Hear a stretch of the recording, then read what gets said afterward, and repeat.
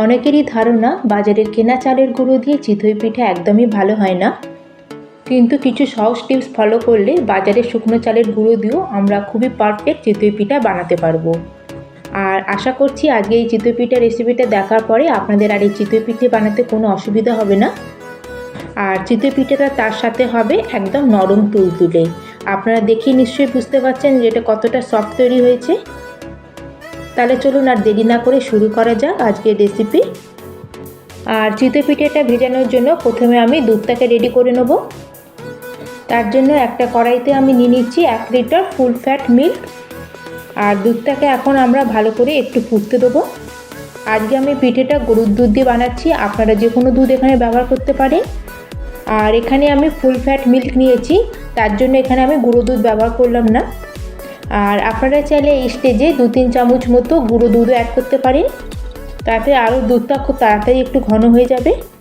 আর এখন একটা সুন্দর ফ্লেভারের জন্য এখানে আমি 3-4খানা এলাচকে ভেঙে এর মধ্যে অ্যাড করলাম। আর আপনাদের যদি এলাচের ফ্লেভারটা ভালো না থাকে তাহলে এটা আপনারা স্কিপ করতে পারেন।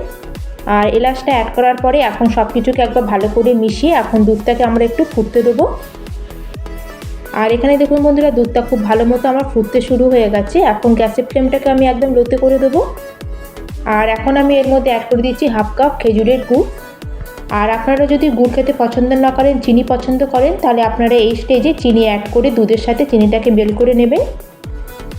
আর আমি এখানে গুড় অ্যাড করেছি, গুড়টাকে এখন দুধের সাথে খুব ভালো করে আমরা মেল করে নেব।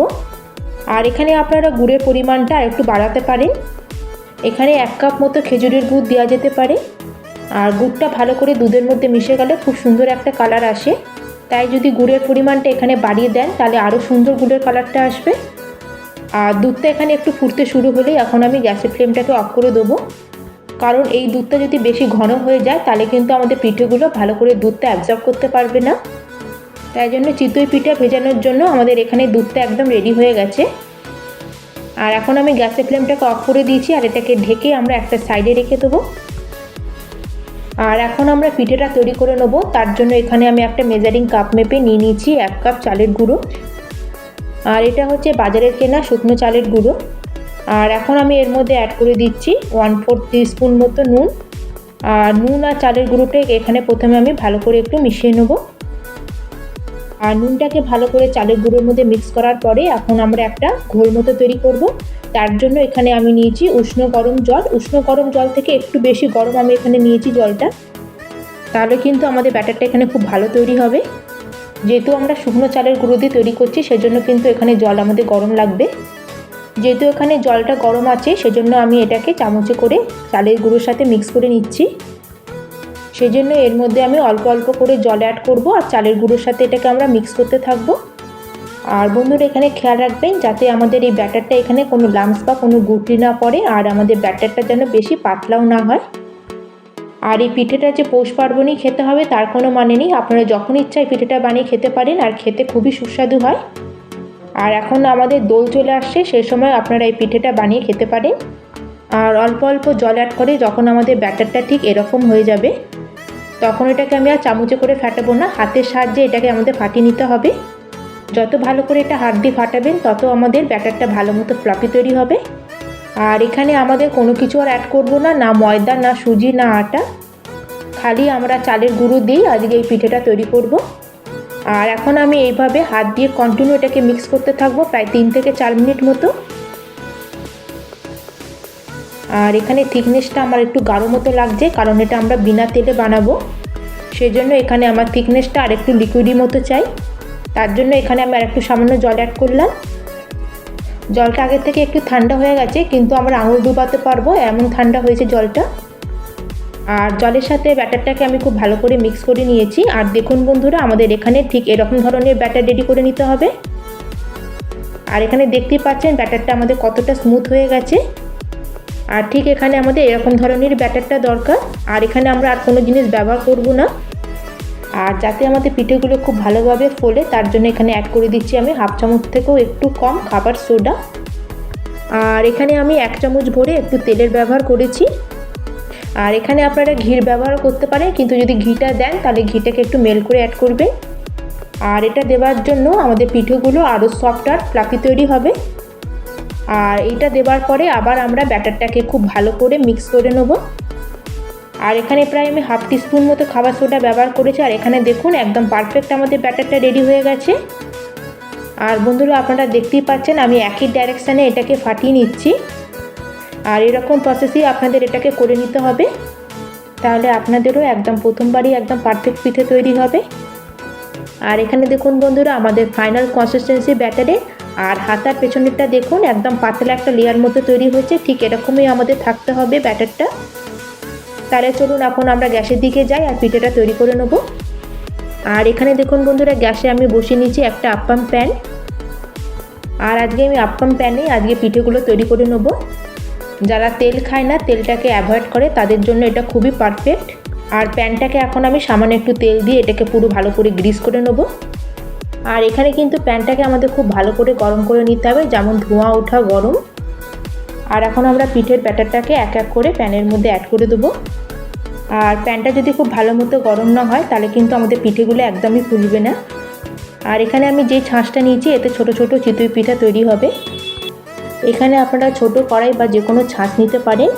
আর গ্যাসের ফ্লেমটাকে লো মিডিয়ামে করে এটাকে আমি 3 মিনিটের জন্য কভার করে দেবো। এতে কি হবে, আমাদের পিঠেগুলো একদম ভেতর পর্যন্ত কুক হবে আর একদম জালিদার তৈরি হবে। আর 3 মিনিট পরে বন্ধুরা আপনারা দেখতেই পাচ্ছেন কত সুন্দর এর কালারটা এসছে। আর তার সাথে কত ফুলার আর জালিদার আমাদের পিঠেগুলো তৈরি হয়েছে এখানে। তাহলে দেখুন তো বন্ধুরা কত ইজি এগুলো তৈরি করা, যে কেউ এগুলো তৈরি করতে পারবে। হাতে কম সময় থাকলে আপনারা মিনিটের মধ্যে এটা রেডি করে নিতে পারবেন। আর আজকের রেসিপিটা যদি আপনাদের একটু ভালো লাগে অবশ্যই কিন্তু চ্যানেলটিকে সাবস্ক্রাইব করে দেবেন আর লাইক করে দেবেন। আর কোথা থেকে আপনারা দেখছেন সেটা অবশ্যই আমাকে কমেন্ট করে জানাবেন। আর ঠিক একই রকমভাবে আমাদের যে বাকি যেটুকুনি ব্যাটার বেঁচেছিল তাতেও আমরা পিঠেগুলো রেডি করে নেব। আর ব্যাটারগুলো দেওয়ার পর এটাকেও আমরা কভার করে রেখে দেবো 2-3 মিনিটের জন্য। আর এখানে দেখুন বন্ধুরা আমাদের ফুলা আর জালিদার আমাদের পিঠেগুলো একদম রেডি হয়ে গেছে। আর দেখুন পিঠেগুলো কতটা সফট আর কতটা স্পঞ্জি তৈরি হয়েছে। আর এইভাবে আমি সব পিঠেগুলোকে প্রথমে তৈরি করে নিয়েছি। আর বন্ধুরা আপনারা দেখতেই পাচ্ছেন কতটা জ্বালিয়ে এসছে আমাদের পিঠেগুলোর মধ্যে। আর এরকমই যদি জ্বালিয়ে আসে আমাদের পিঠেগুলোর মধ্যে তাহলে কিন্তু আমাদের পিঠেগুলো খুবই সুন্দর আর নরম তুলতুলে তৈরি হবে। ব্যাস, তাহলে আমাদের পিঠেগুলো রেডি হয়ে গেছে। আর পিঠেগুলো তৈরি করতে করতে আমাদের দুধের শিরাটা এখানে একটু ঠান্ডা হয়ে গেছে। আর দুধের শিরাটাকে আমি এখানে কিছুক্ষণের জন্য আর একটু গ্যাসে একটু গরম হতে বসিয়ে দিয়েছি। আর পিঠেগুলো এখানে ঠান্ডা হয়ে গেলেও চলবে, কিন্তু আমাদের এই দুধের শিরাটা একদম গরম থাকতে হবে। আর এখন আমাদের এই গরম দুধের শিরার মধ্যে আমাদের এক এক করে আমরা পিঠেগুলো এর মধ্যে অ্যাড করে দেবো। ছোট ছোট ফুলকো আর অসংখ্য ছিদ্রযুক্ত এই ছোট ছোট পিঠেগুলো দেখতে কিন্তু দারুণ লাগছে। আর পিঠেগুলো দেওয়ার সঙ্গে সঙ্গে যখন দেখবেন দুধের মধ্যে এই বাবলস চলে আসছে তাহলে বুঝবেন যে আমাদের পিঠেগুলো খুবই জালিদার তৈরি হয়েছে। পিঠেগুলো দুধের মধ্যে দেওয়ার পরে এভাবে আমরা ছেড়ে দেবো না, ভালো করে আমরা খুন্তি দিয়ে এগুলোকে এদিক ওদিক করে দুধের মধ্যে একটু ডুবিয়ে দেবো। আর ভালো করে মিক্স করে এটাকে আমরা কভার করে ছেড়ে দেবো প্রায় আধা ঘন্টা থেকে 1 ঘন্টা। যেহেতু আমাদের পিঠেগুলো এখানে ছোটো সেজন্য এগুলো ভিজতে খুব বেশি সময় লাগবে না।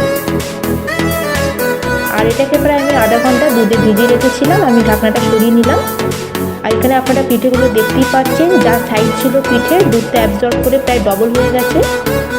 আর তার সাথে অনেকটা দুধও এখানে অ্যাবজর্ব করে নিয়েছে।